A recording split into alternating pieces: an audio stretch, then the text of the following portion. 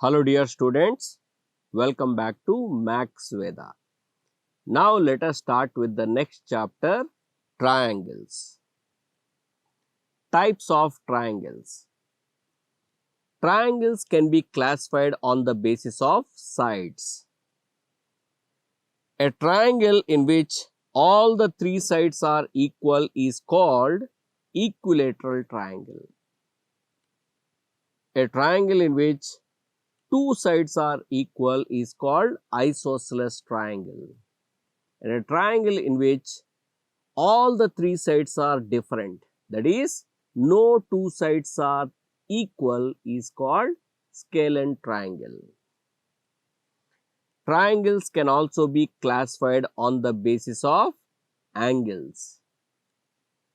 A triangle in which one angle is right angle is called right angled triangle. A triangle in which all the angles are less than 90 degrees, that is, all the angles are acute angles, is called acute angled triangle.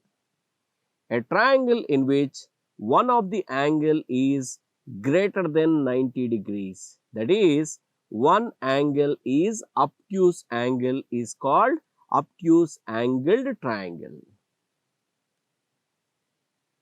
Now consider the following two circles, the two squares and the two rectangles. What we observe? Let us try to place one circle over the other. The two circles are having same shape and same size. Similarly, the two squares and the two rectangles are also having same shape and same size. Such figures are called congruent figures. That is, figures having same shape and same size are congruent. Now consider the following triangle. Take a copy of this particular triangle. Change the labels to PQR. Now triangle ABC is congruent to triangle PQR. That is, their sides are equal, also their angles are equal. That is, side AB is equal to side PQ, side BC is equal to side QR, side AC is equal to side PR. Means corresponding sides of congruent triangles are congruent, means same. Now what about angles? Angle A is equal to angle P, angle B is equal to angle Q, and angle C is equal to angle R. So when the triangles are congruent, the corresponding angles are same. That is, corresponding angles of congruent triangles are congruent. Consider triangle ABC and triangle PQR of any shape and size. There are totally 6 correspondents for these two triangles. That is, there are 6 different ways of placing one triangle over the other among the two sets of vertices of triangles. And the 6 correspondents are ABC corresponding to PQR, ABC corresponding to PRQ, ABC corresponding to QPR, ABC corresponding to QRP, ABC corresponding to RPQ, and ABC corresponding to RQP. So, with respect to any correspondence, if you want to check the congruency, we have to compare the corresponding sides. For example, when you are comparing the first two triangles, we have to compare side AB with side PQ, side BC with side QR, side AC with side PR. Similarly, angle A is compared with angle P, angle B compared with angle Q, angle C compared with angle R. Suppose if you are considering the last correspondence, and if you want to check whether these two triangles are congruent, you have to compare side AB with side RQ, side BC with side QP, and side AC with side RP. If all these are equal, then only the two triangles are congruent with respect to the given correspondence. Then angle A should be equal to angle R, angle B should be equal to angle Q, angle C should be equal to angle P.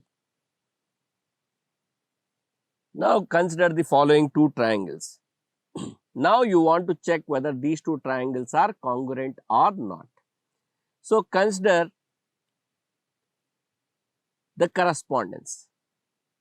So I am considering the first correspondence, that is ABC congruent to QRP. But here AB is not equal to QR. Therefore, this correspondence does not give the congruence of the triangles. But you have to check all the 6 correspondence, then only you can say whether they are congruent or not. Now consider the other correspondence, ABC with RPQ. Is AB equal to RP? No. So even this correspondence does not give you the congruence. Let us try to consider one more correspondence. Now if you consider this correspondence ABC corresponding to PQR, here clearly AB is equal to PQ and BC is equal to QR and AC is equal to PR. Because of that, these two triangles becomes congruent. So with respect to this correspondence, the two triangles are congruent. Now consider another two triangles. ABC is congruent to PQR with respect to the correspondence. See, you need to remember. So we have to write that particular correspondence, ABC congruent to PQR. You cannot write RPQ. You should mention ABC congruent to PQR, because with respect to this correspondence, the two triangles are congruent. That is, here AB is equal to PQ, BC is equal to QR and AC is equal to PR. Similarly, angles are also equal. Clear? And you see the other correspondence are not giving the congruence. Other correspondence are not giving the congruence. So out of 6 correspondence, you have to identify the correspondence which gives the congruence. If at least one give the congruence, the two triangles are congruent with respect to the correspondence.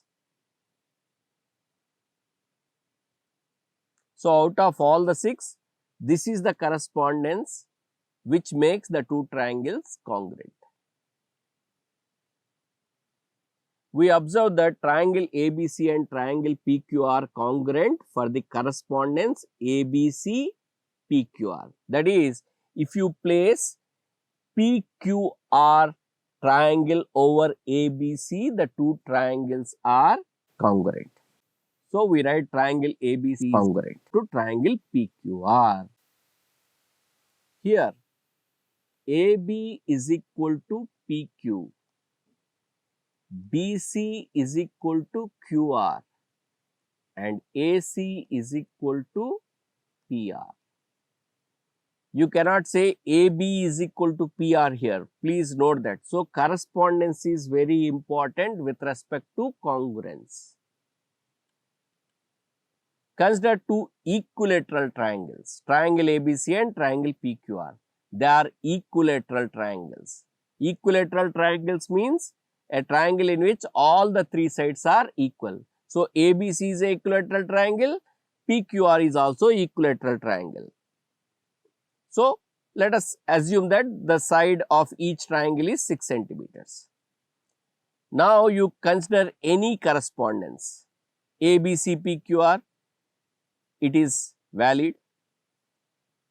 Consider another correspondence, ABC QRP, even that is valid.